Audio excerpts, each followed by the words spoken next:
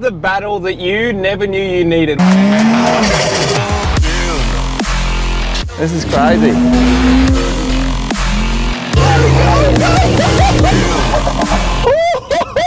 This is Stradbroke Island, a perfect spot to take your four-wheel drive and family camping. We also have special guest Richard. Unmissable Barra versus 79 series.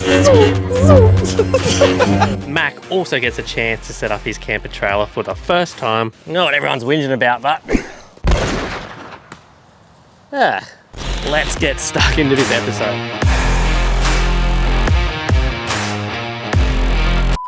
How to install a plate by Mac Preston on the road. Same as a drift car. Cable ties on cable ties. Welcome to Morton. Welcome to Morton. Conditions. I thought I was on Morton. It's that nice. It's actually Minjirrabah Island. Minjirrabah Island. We have just let down the tyres in the Ford Ranger. Guess what? We got a trailer this time, mate.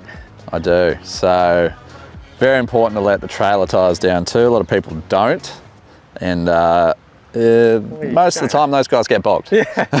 We end up like this bloke down here. I was about to say, it's in bogged already. We're actually on Flinders Beach, this one. So this is the most northern beach you can drive on at Stradbroke Island. Yeah, there's a few camp zones along here. You have to book them. You have an area that you're allocated. You pay for your car permits, which are monthly permits. Okay. So even though we're here for 3 days, we had to pay for a month. Yeah. But that's fine. A lot of places are like that.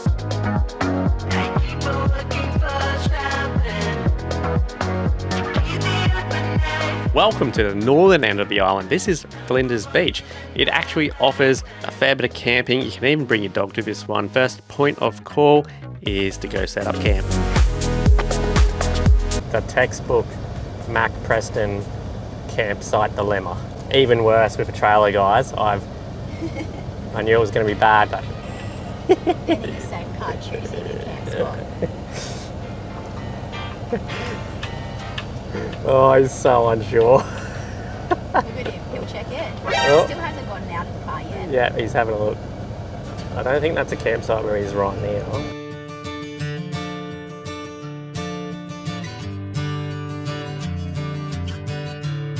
The advantage of having a little trailer is we can just spin it around whichever We can just move whichever way you want, mate.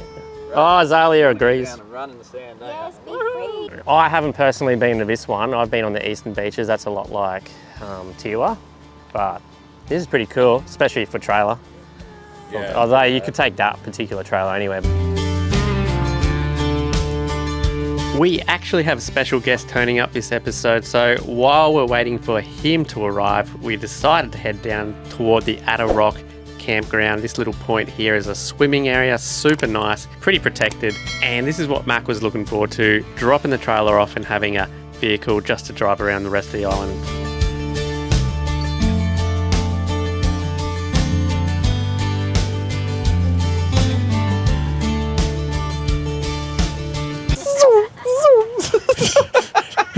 Yeah, we got Richard. He's turned up in the rig of the century. You'll see tomorrow when we've got more light. Oh, you missed it. I'm just cleaning up. Cooking segment. Done. Oh, okay. What's the plan tomorrow, mate? Just wing it like the rest of our job. No, yeah, we're going to go get coffees, check out a bit of their headland. Then we're going to go try find a giant sand hill so we can watch Richard cook his barra. Try to get up it. So we've been told about this sand hill. I've seen a few videos of it, but that's planned tomorrow. We're going to go see. We're going to go conquer it, basically.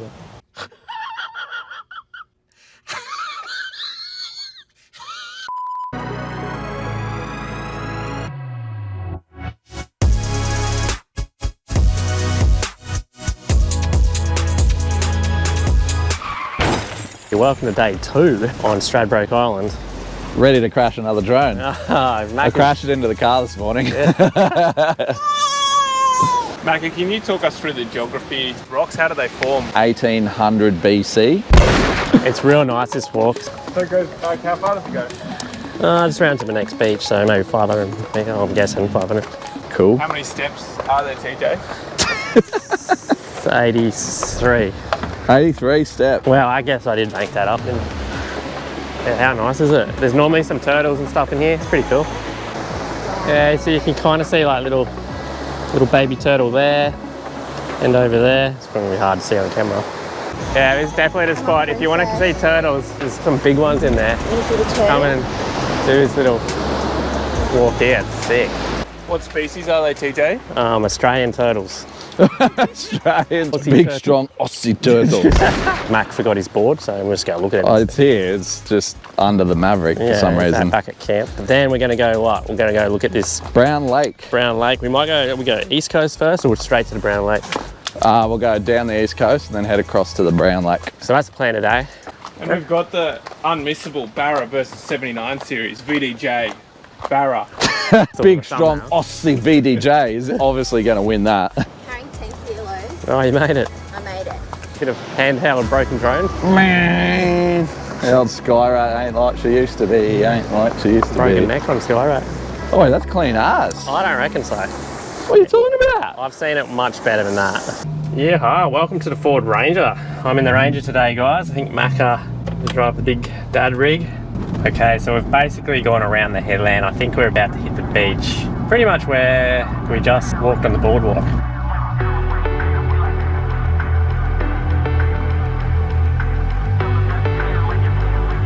We found his first turtle, his first dolphin sighting, his first pandanus tree, and he had his first 4X gold last night. And I think the 4X gold got me over the line. Could be time to move to Queensland. Just a drink goldie.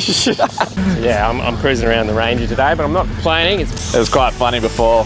We both like slowed down to nearly a stop so we could put it back in two-wheel drive, and then Tito's just like, see you later, dial, back like, two-wheel drive. Putting my map in, having a coffee. Some fun facts about Richard.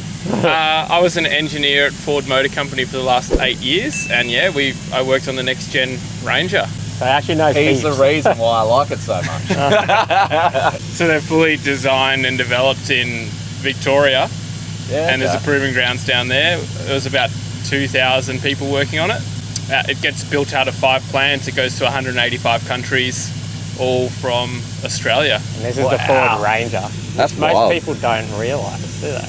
No, that's right. Yeah, I think a lot of people, as soon as Falcon died, they kind of think that Australian automotive engineering died, but it's actually the biggest automotive program ever in Australia. For anyone wondering, Richard has a YouTube channel as well, design and build, or fabrication. What would you call it? Yeah, a lot of design, like computer work, CAD work. And obviously you built this on the channel, yeah? Yeah, built this on the channel. Yeah, This is sort of a lockdown project, and it's changed the course of my life, I guess. Yeah. Lots of other tricky tools and crazy things he designs and builds. It's not just cars. So I see he also uses King Chrome too, best tools. Oh, and he's also a King Chrome ambassador, the best tools in the world. They are, legitimately. Yeah, it's cool that we're teammates. I know, legit.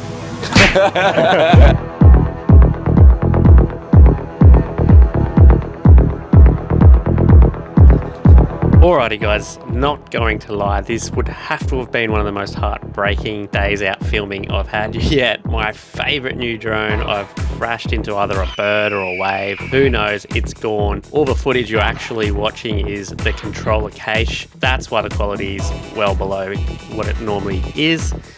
Yeah, we're having a shocker, guys. It's been an expensive day, hasn't it, TJ? I don't really want to talk about it, I'm not ready.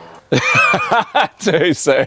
I really hope it saved the footage of when it actually got smacked by a wave. No, that one has to be a finished It's been a $7,000 day so far, boys. Nah, yours went down too. See, this is why we have to do giveaway cars, guys, so that we can pay for expensive drones.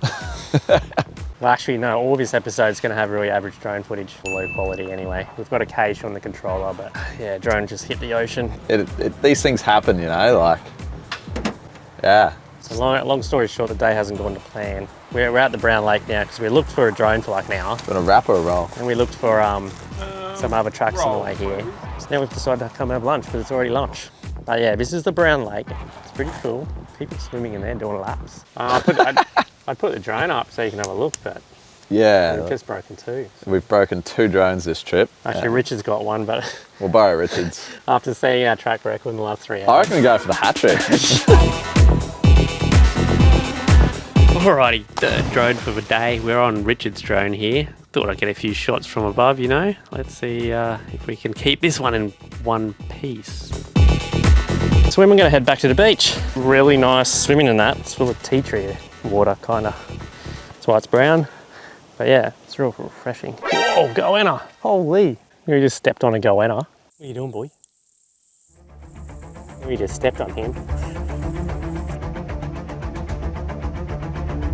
We've decided to cut through a few inland tracks on the way back and hopefully find this big hill climb everyone goes on about. Pretty steep. It's the way across from the Brown Lake dirt road over just to the town, I think. Yeah. You can go around this, but we're in the cruiser, so we'll just take the track, won't we? Okay, this is sort of like a through track. Goes over the hill here. You can go around this, but pretty fun hill climb when you go down the other side. Pretty steep, it's very hot and soft, so. So I don't think you want to hit it full noise because there's a chance you break something or get air. I'm just going to put it in sport mode on the old 8-speed and just let it eat and get ready to smack it down a gear if I need to, but it should probably do it itself. And I might go into a high horsepower mode too.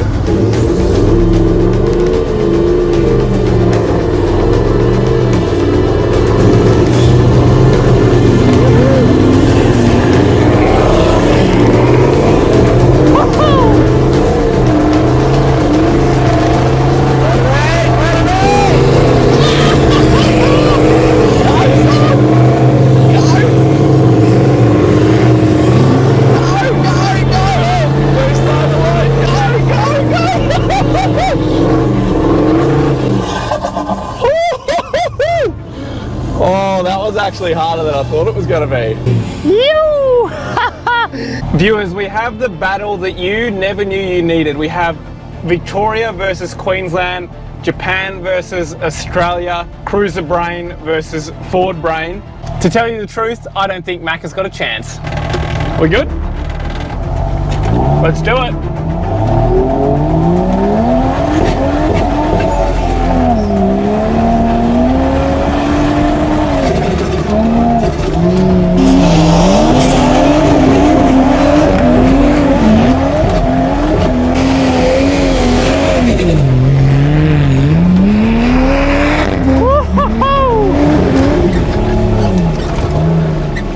No problems for me. We both got it, so there's no clear winner. You might have to watch this space. Another thing I forgot to mention is I've actually got a kitchen sink and a house on the back, which I reckon is at least plus 500, 600 kilos. Yeah, and I reckon I did that just a little bit easier than Max. So, I mean, if you were to put a winner on it, maybe I'd be the guy. That's a way better way back to town, boys. Yeah, why would you go the road when you can go that way?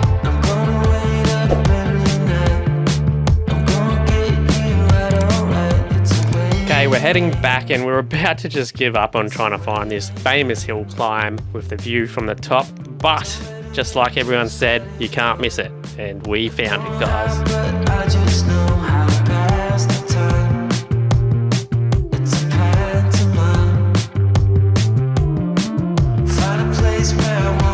This is clearly the big hill that everyone talks about. We're just heading back to camp, but this hill climb is famous on Straddy. So we were just saying, there's a certain degrees that sand can actually get to before it starts falling back on itself. We don't know what it is. I think it's 17 from Possibly memory. 17 degrees. Oh, okay. But when you have trees and foliage and stuff, it can get a lot steeper. This is all from the engineer himself. Okay, it sounds like a lot of excuses, but anyway. Yeah. And this, It's like vertical, man. That's like a... this is the steepest sand dune I've ever seen. Yeah. I can't even like get the camera to sort of... I've honestly not ever seen one that big, that steep in my life. You know, sometimes before you're about to do something, you get butterflies in your stomach. Yeah, you got that? I got that. I got that. Yeah. While we're walking this, let's drive it. This is crazy. Oh yeah, crazy. Which log? Oh, the one up there. There's a step up log right up the top. In case it wasn't steep enough, they threw a log across it. That Nature did. Okay. What they think is the top from this angle isn't actually even above the tree line here. I think we're both about to be humbled. Yeah, you definitely. We're not getting up that. He's nervous. I blame him. That's what he's in for. Holy shit. Sitting here and I'm quietly nervous. I'm going to drive this thing home, and yeah, you put a lot of time into the car and you don't want to roll it. So it's probably the steepest incline on sand I've ever seen, and it's definitely going to be the steepest one that I attempt. So I think we'll get a definitive answer on which is better for sand climbs, VDJ or Barra. Into something quite extraordinary. Oh, right, sorry to interrupt this episode. We've got important news. First prize, second prize, and third prize is the toolbox. So, biggest giveaway we've ever done. Premium pack, brand new Wild Track Ranger. Lifted wheels, bash blades so far. We got plenty more to come. Watch the build in real time. This is happening as we speak, actually.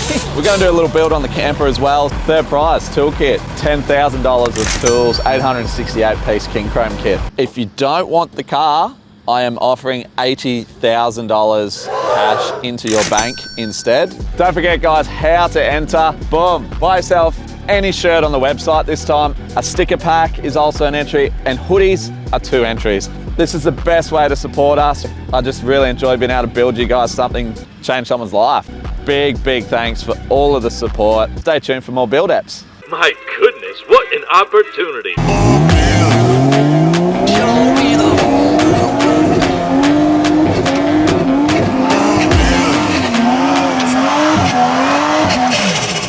Oh my goodness.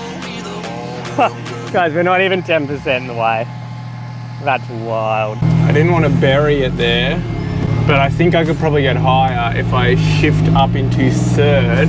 That was only gear 2. Righty, I've just been informed that was second gear. He's going to try it in third.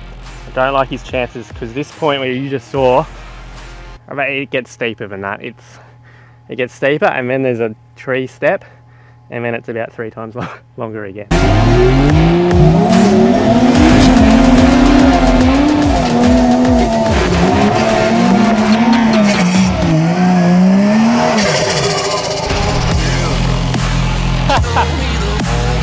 That's it, mate.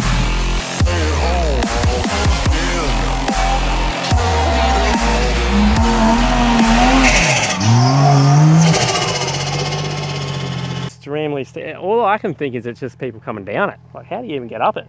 We've also had an absolute shocker today. Would you believe it? Mac just crashed the 3rd drone.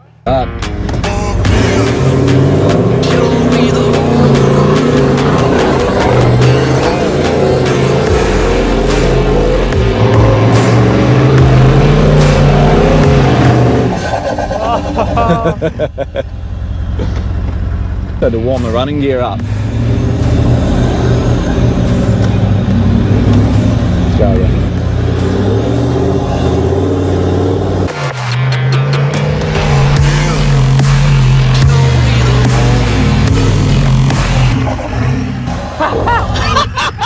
Did I get him? You've matched him, mate. You've made it.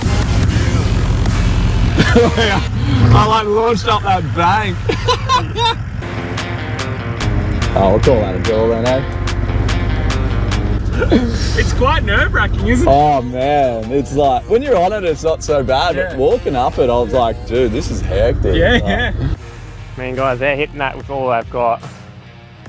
All you can do is get more speed at the start, and it gets pretty dangerous. I might call it a draw and leave it there. Like, look how soft it is. Like, I'm going past my ankles. I can't see any vehicle. It's just like, Yeah, I get it now. I get it. Controls from Dubai might do it. Yeah. I think with enough run up and like a straight shot, but there's so many trees and turns and it's very sketchy. We've been humbled. Yeah, we've been humbled, yeah. What you saw us film wasn't even what you can see there. It's below the tree line. Like, that's how big the hill is.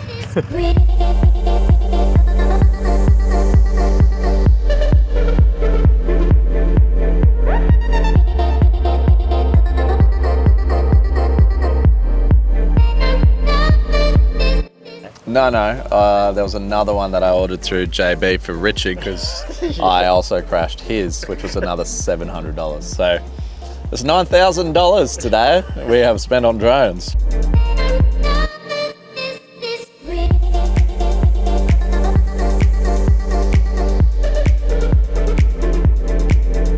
Welcome to day 3. Richard was up nice and early, 7 a.m. ferry back home, so he's off. Camper proving to be not too bad to pack up. It is day 3. We're just down at Dunwich here at the local servo, airing back up. But I wanted to run you guys through how to disable traction control in the new Ranger here, because there's a lot of screens and buttons and it can all be pretty overwhelming.